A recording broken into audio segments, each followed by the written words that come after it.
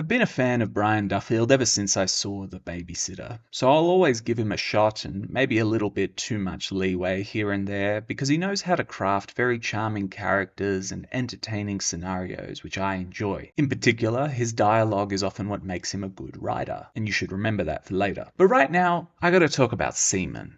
Ejaculate.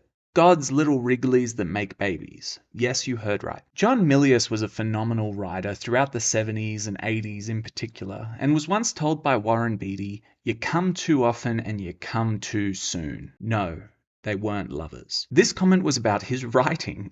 He would rush in with exciting lines or scenes early in the piece, essentially blowing his load by the 20-minute mark. Then he'd do it again and again throughout the entirety of the film. It sounds good in theory, but in reality you need to build up the energy for a big climax in order to create a satisfying experience. The third act should leave you gasping as you walk out of the cinema, not simply nodding your head and thinking, that was solid. Each set piece should be bigger. Each joke should be funnier. Each emotional beat should be more intense. A good film is like a Barney Stinson playlist.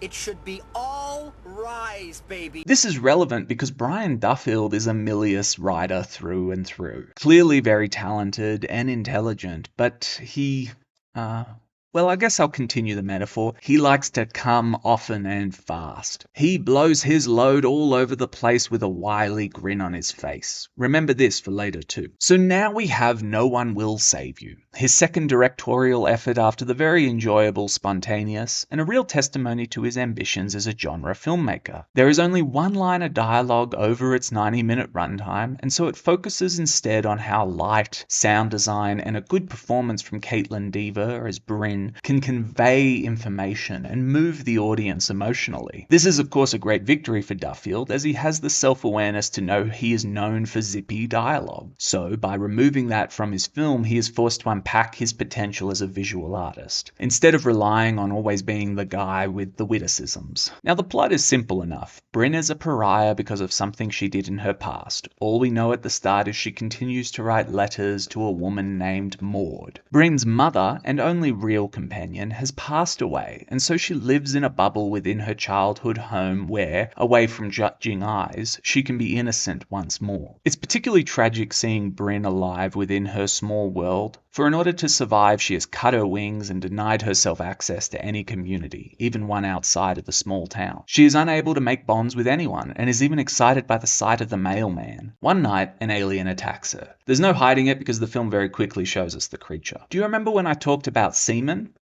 Or you might refer to it as ejaculate? Well, this is one example of coming way too soon. We don't see the shark in Jaws until the third act for a reason. Now listen to this. Bryn kills this first alien invader. Yes, an advanced being with telekinetic powers is outsmarted, perhaps by luck, perhaps by plot armor, but still, and so Bryn survives the assault. Unfortunately, it kinda spoils the image of these creatures for the viewer. If a young woman could get the better of one, then surely the cops, farmers, weekend warriors, and veterans that make America great could fare better, right? Right.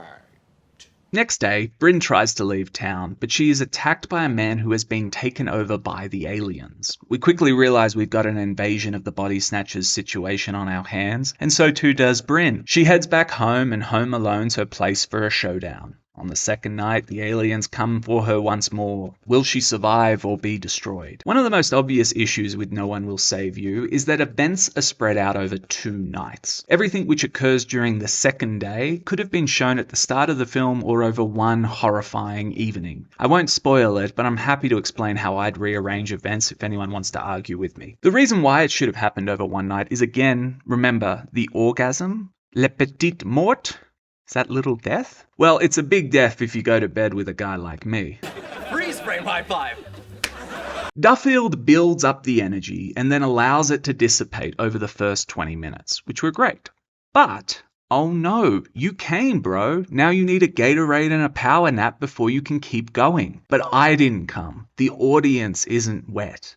See the issue? You are kind of a selfish lover, Brian. Has anyone told you that? So, the film slows down and then bit by bit builds itself back up for another round. Duffield climaxes 4 times with the opening 20, the second big kahuna fight, the third holy shit what the fuck twist, and then the final oh my god am I tripping kooky ending. So I think we need to encourage the guy to take a deep breath. A bit of foreplay, please. Flick the clit, my brother in Christ. It's not the end of the world, but if you've seen Panic Room or Hush, then you understand why it would make sense to keep things tight over an 8-hour night from hell. Each event in those films build upon each other to the climax without losing any tension, as opposed to the current bukkake fest we've got going on here. A compliment. The film has wonderful sound design. It's a real highlight and naturally needed to be strong if you're going to avoid dialogue. You're going to jump out of your skin on more than one occasion just by virtue of the noises in your head. No, not those noises, the one from the movie. Please put the gun down. Another compliment.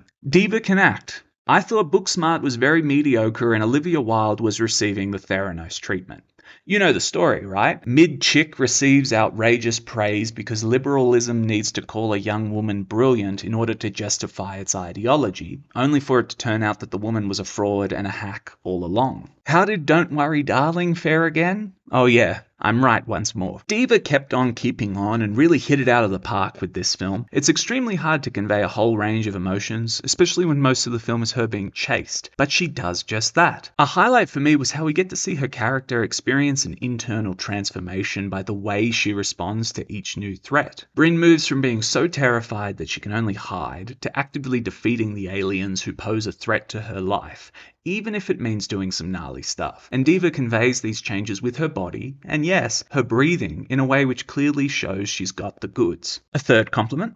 I saw the film as a kind of gnostic ritual for Bryn. She undergoes an internal revelation through trials, ultimately resulting in peace and salvation. The title, No One Will Save You, sets this metaphysical idea up quite neatly, as she is guilty of heinous crime and must find redemption through her own efforts so she can impress upon God, the head of the aliens, that she should not be replaced. There's even an obvious hint of this when she must figuratively kill herself to survive. I had a strong feeling watching No One Will Save You that Duffield was raised Catholic, and then I saw on Wikipedia that his parents were missionaries, so I think the guy is exploring spiritual ideas through genre films, and I enjoyed that. Framing an E.T. encounter as a kind of divine test for sins is an interesting idea, but maybe I'm reading too much into it. And if you listen to Alex Jones, then you know the aliens are not extra-dimensional beings. Stop them, they're having their way with America! A criticism. Even though it's a 90-minute film, there were moments which made me think they could have condensed this picture down to 85 minutes. This is because Duffield repeats the same events again and again in the second act. Bryn is thrown about by TK. Bryn runs to one side of her house, sees alien lights and runs to the other side, sees alien lights and hides. Bryn breathes loudly and the aliens find her and attack her. Bryn succeeds in a manner that can be generously called lucky and cynically referred to as horseshit. It's not a bad thing. This is typical of most movies, but it would be in his best interest to ask himself, am I repeating myself? Nevertheless, I do think the film is well directed.